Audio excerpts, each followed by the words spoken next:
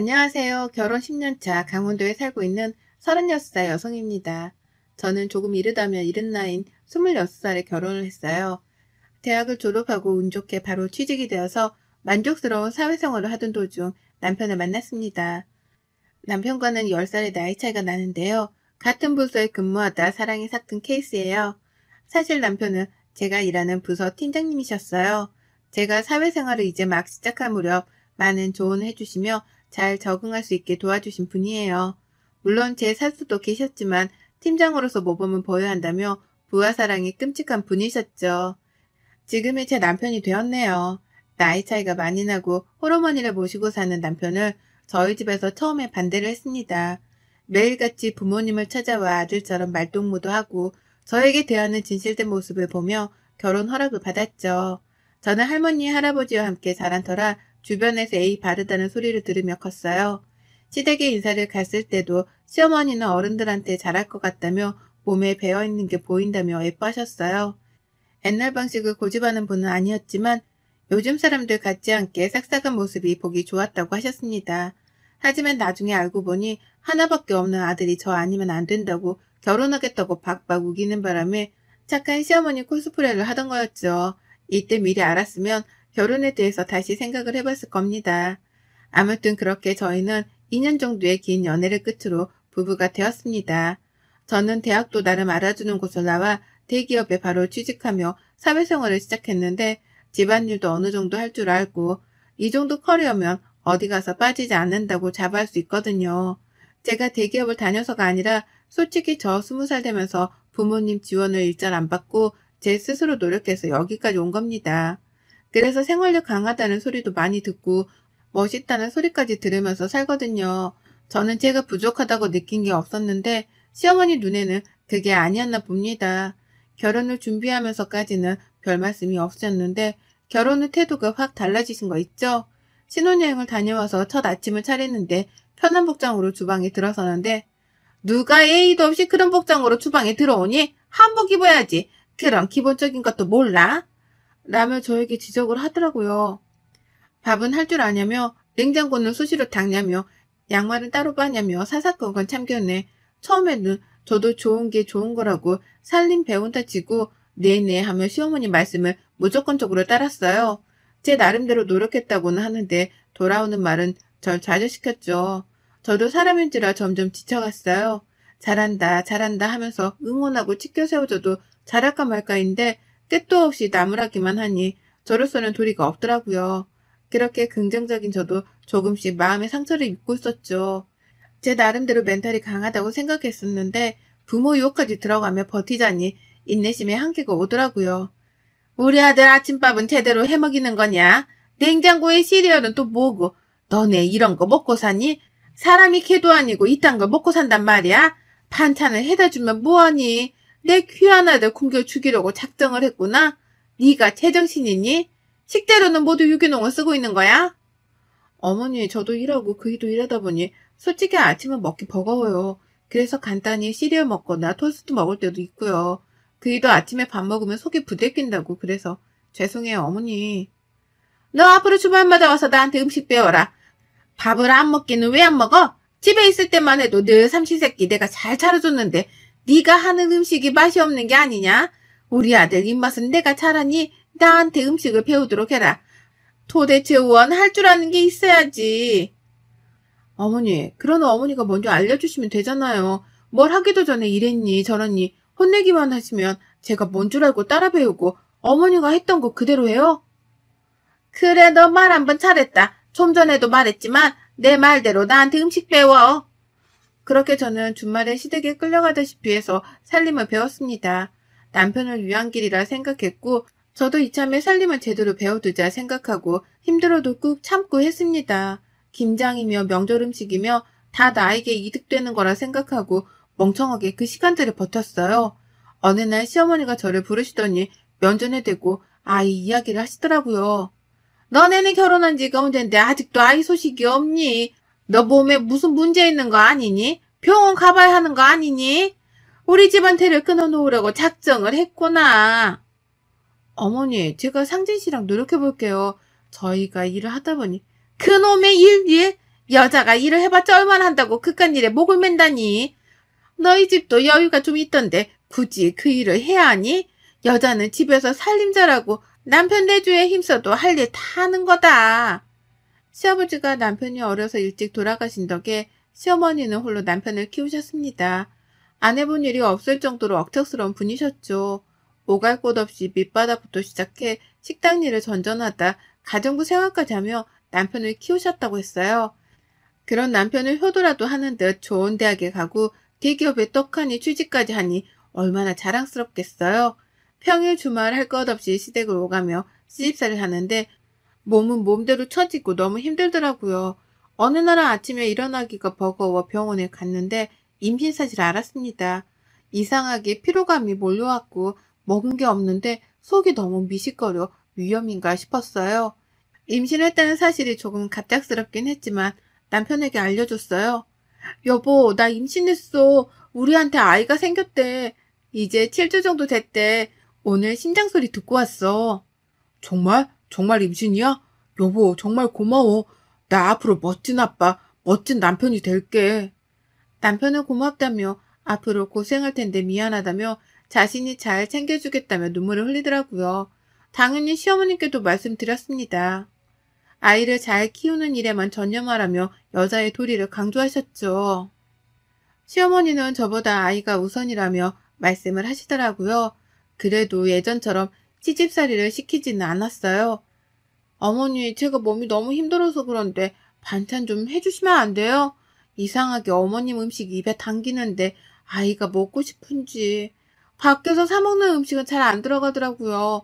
귀한 손주가 먹어야 하니까 유기농으로 부탁드려요. 함부로 아무거나 먹을 수가 없어서요. 뭐? 지금 나더러 네 수발을 들으라는 거야? 아이 가진 게 그렇게 대수야? 네가 직접 해먹어. 너무하세요, 어머니. 제가 아무 음식이나 먹고 탈락이라도 하면 아이는 어떡해요? 뭐? 얘, 너 그런 끔찍한 소리 하지 말아라. 아휴, 그래 알았다. 내가 해주마. 그렇게 시어머니는 매번 저의 저녁 그리고 제가 먹고 싶다던 음식이 있으면 해주셨어요.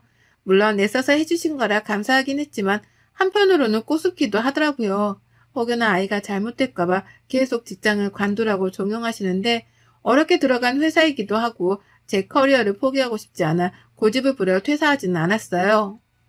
몸이 많이 힘들고 시집살이까지 견뎌내느라 매일매일이 고됐지만 안정기에 접어드니 마음이 놓였습니다.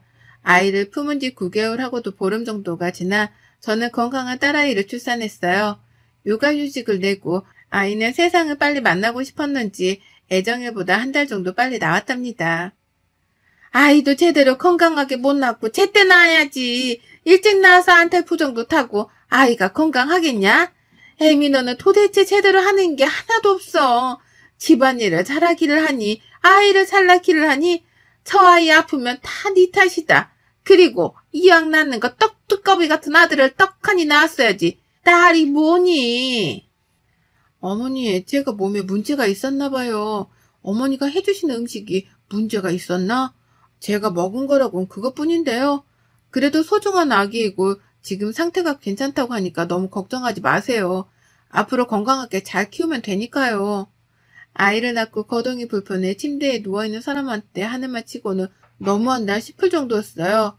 어머니가 아들도 못 낳냐며 비꼬길래 제 몸이 이상한 거 아니냐길래 맞받아 쳤습니다. 제대로 마음의 상처를 입고 정신이 피폐해지던 건 아마 그때부터였을 겁니다. 가뜩이나 육아로 잠도 제대로 못 자고 출산 후에 변화된 내 몸에 스트레스를 받고 있는데 직설적인 우리 시어머니는 살을 좀 빼야 하는 거 아니냐? 나 때는 출산하고 다음날 애 업고 와서 일했다. 모유 수유해라. 라며 온갖 간섭질을 다 하더라고요. 남편은 하필 부서도 바뀌는 바람에 출장을 자주 다니는 상황이었고 집에 같이 있던 날이 별로 없었죠. 자기야, 나 너무 힘들어. 어머니도 상대하기 벅차고 조금 일찍 들어오면 안 될까? 미안해 여보. 지금 맡고 있는 프로젝트가 큰 건이라 나도 여보 도와주면서 같이 육아하고 싶지만 지금 그럴 수가 없어. 나중에 아기랑 같이 먹고 살려면 빠듯한데. 그럼 자기도 바쁘고 나는 혼자 있고 우는 애한테 신경질이라도 내니? 내가 과부니? 내가 미안하다고 했잖아. 왜 이렇게 애문하게 구는 거야? 내가 노는 사람도 아니고 도대체 왜 그래? 당신 힘든 거 충분히 이해하고 나도 미안해 하고 있어. 근데 나한테 뭘 더 어쩌라는 거야? 나는 안 힘든 줄 알아? 나도 힘들다고. 기댈 곳이 없던 저는 우울감이 날로 커져갔고 급기야 남편을 붙잡고 매일 엉엉 울다시피 하며 지냈습니다. 시어머니요? 제가 힘들어도 절대 수고했다, 잘했다 한마디 없으셨어요. 아이가 조금이라도 감기 기운이 있을 때면 제 몸 관리를 지적하면서 집안 얘기를 꺼내질 않나. 조리원에서 퇴소 후 집에 갔는데 시어머니는 여전히 불시에 집에 와서는 밥을 차려라, 청소는 했냐, 이번에 동창회 모임이 있는데 다 같이 먹을 음식 좀 하라며 닥달을 하더라고요. 미친 척하고 배달 음식을 시켰어요. 요즘 홈파티하는 고객들이 늘어나 서비스도 괜찮았고 레스토랑에서 식사하는 것 못지않게 맛도 있고 품질도 좋았거든요.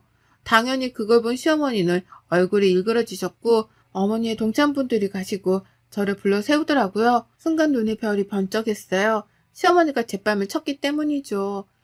우는 아이를 보며 잠든 아이를 보며 그저 아들을 못 낳은 아이를 건강하게 낳지 못한 건 내 탓이라 생각하며 겨우겨우 버텨내길 2년. 우울감은 극에 달했고 병원에 상담을 다니며 약을 처방받아 먹게 되었어요. 그랬더니 그마저도 정신병원에 미친 사람들만 가는 거 아니냐? 하며 막말을 하길래 더 이상은 못 참겠더라고요. 야근을 끝내고 집에 돌아온 남편을 기다렸다가 이혼을 통보했습니다. 어머니 말씀이 너무 지나치세요. 미친 사람들이라뇨. 말조심도 하셔야겠네요. 미친 건 안 돼 미쳤다고 하지. 왜? 뭐가 잘못됐니? 그래요. 다 제 탓이겠죠. 그렇게 애지중지하는 아들 그리고 손녀 데리고 잘 살아보세요. 저는 이쯤에서 빠져드릴 테니 뭐든지 잘하시는 분이니까 따로 말씀은 안 드릴게요. 그이랑 잘 상의해서 아이 유기농을 먹이면서 잘 키우시겠죠.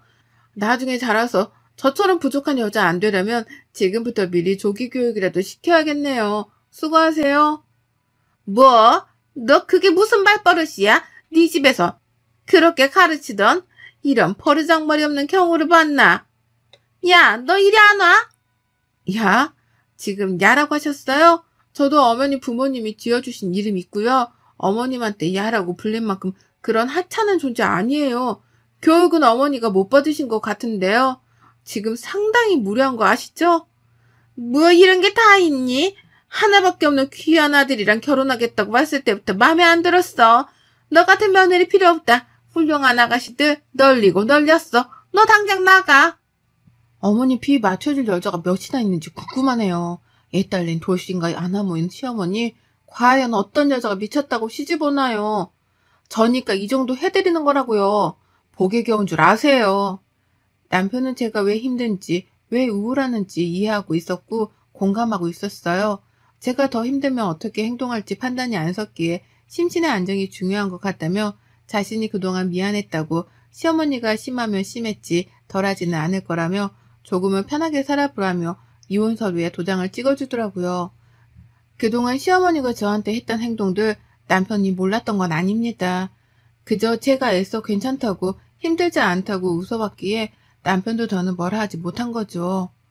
저런 년은 애초에 집안에 들이는 게 아니었어. 부족한 거 받아주면서 살림 좀 가르쳐주니 저렇게 토라져서는 막무가내로 행동하는 거구나. 이혼? 까짓것 해봐 어디. 어머니, 저 그동안 결혼하면서 어머니랑 그이한테 밉보일 짓 안 했다고 생각해요. 상황마다 달랐지만 꼬박꼬박 끼니는 챙겨줬고요. 더 이상은 대화가 의미 없는 것 같아요. 그러니 그렇게 좋아하는 아들 끼고 살아보세요. 저는 더 이상 못하겠습니다. 내 인연, 네가 우리 집안을 무시해도 유분수지? 네가 얼마나 잘 사는지 두고 보자. 이 못된 것 같으니라고. 저도 지쳤어요. 질렸다고요. 도와달라 할 때 도와주긴 하셨어요? 아이 한 번이라도 봐주신 적 있으셨냐고요. 그이 삼시세끼 밥 차려주라 해서 그렇게 했고요. 제 고집 피우면서 회사 다니고 욕먹을 때도 저 가만히 있었어요. 어머니가 하는 말이 다 맞겠거니 옳겠거니 그러려고 넘겼거든요. 제가 이 집 며느리입니까? 종살이 하러 온 여자입니까? 제가 며느리긴 해요. 나도 너 같은 며느리 필요 없다. 하나밖에 없는 귀한 아들 고생시키기 싫으니 썩 꺼져. 저는 그 길로 아이를 남편에게 안겨주고 옷가지와 지갑만 챙겨 친정으로 왔습니다. 아이를 생각하며 가슴이 아파왔지만 저는 그렇게 살 수 없었어요. 남편과 아이를 정말 사랑했지만 시어머니의 모진 말과 모진 행동, 저를 어디까지 무시해야 속이 풀리는지 감이 안 잡히더라고요. 정말 죽고 싶었습니다. 친정 부모님은 놀란 눈으로 왜 그러냐며 저를 다그치셨고, 저는 그동안에 있었던 모든 것을 말씀드렸어요. 저요? 저도 우리 집에서 사랑받고 자란 외동딸입니다. 그런 딸이 시집가서 행복하게 잘 살 줄 알았는데 이렇게 모진 수고를 겪고 있을 줄이야 꿈에도 모르셨겠죠. 딸 bab으셨던 친정아버지는 뒷목을 잡으시며 너무 기가 막히다며 할 말을 잃으셨어요. 감히 내 귀한 딸한테 그따위 짓을 했단 말이야? 김서방은 뭐하고 있었다니? 네가 그 꼴을 당할 동안 네 남편이라는 작자는 뭐라고 앉아있었냐 이 말이다. 그동안 안 써도 사정 생각하고 아무 말 안 했지만 딸 가진 죄가 이렇게 크다니 너무 가혹하구나. 그 집은 더 이상 사람으로 대할 집안은 아닌 것 같네. 아빠, 내가 잘 살았어야 했는데 이렇게 못난 모습 보여서 미안해. 하나밖에 없는 딸이 내세울 게 없나 봐. 시어머님 말대로 난 정말 할 줄 아는 게 없는 그런 존재인가 봐. 죄송해요. 너 말은 똑바로 해. 하나밖에 없는 내 귀한 딸이야. 애지중지 해가며 나이 많은 놈한테 시집간다고 할 때 네가 좋으면 그만이었다. 네 스스로 네 가치를 매기지 말렴. 남편을 사랑하는 마음이 없던 건 아닙니다. 남편이 미워서 이혼한 게 아니에요. 시어머니의 모든 행동들과 모든 말들이 저를 고립시켰고 저를 피폐하게 만들어갔죠. 아마 그 집에 더 있었더라면 저는 안 좋은 생각까지도 했을 겁니다. 그렇게 친정에서 지내게 된 지 몇 년의 시간이 흘렀어요. 남편은 꾸준히 아이의 근황을 사진으로 보내주고 있었어요. 아이는 유치원에 다니고 있고 저는 남편과 다니던 회사에 사표를 낸 뒤 이직을 하기 위해 구직 활동을 전전해야 했어요. 면접을 보러 갈 때마다 번번이 퇴짜를 맞았는데 우연히 장명소에서 사무보조 직원을 구했고 면접을 봤는데 당장 다음 날부터 나올 수 있냐고 하는 겁니다. 그래서 흔쾌히 알았다 하고 첫 출근을 앞두고 있었죠. 전 남편에게 전화가 오더니 시어머니가 돌아가셨다며 장례식에 와줄 수 없겠냐고 하는 겁니다. 정말 가기 싫었어요. 시어머니 생각만 해도 치가 떨렸으니까요. 하지만 전화기 너머로 들리는 남편의 울음소리를 외면할 수 없었습니다. 수민 엄마, 어머니 오늘 새벽에 돌아가셨어. 수민이 많이 보고 싶어 하셨는데 그동안 왜 연락 안 하셨는지 몰라. 이혼한 마당에 며느리했던 사람한테 무슨 말을 듣고 싶어서 전화하셨겠어? 나 같아도 안 할 것 같아. 어머님은 어쩌다 돌아가신 거야? 지금 와서야 하는 말이지만 나 너무 힘들었어. 엄마도 많이 후회하시더라. 당신 볼 면목 없다면서. 그런데 그놈의 자존심이 뭔지 끝까지 연락 안 하시고 마음의 병인지 앓다가 돌아가셨어. 남편은 이미 많이 울었는지 힘없고 생기가 없는 그런 상태였죠. 장례식장에 갔더니 지난 시간이 생각나며 눈물이 왈칵 쏟아지더군요. 이혼을 하며 집을 나가는 그 순간까지 제 뒤통수에 대고 온갖 욕을 하시던 시어머니.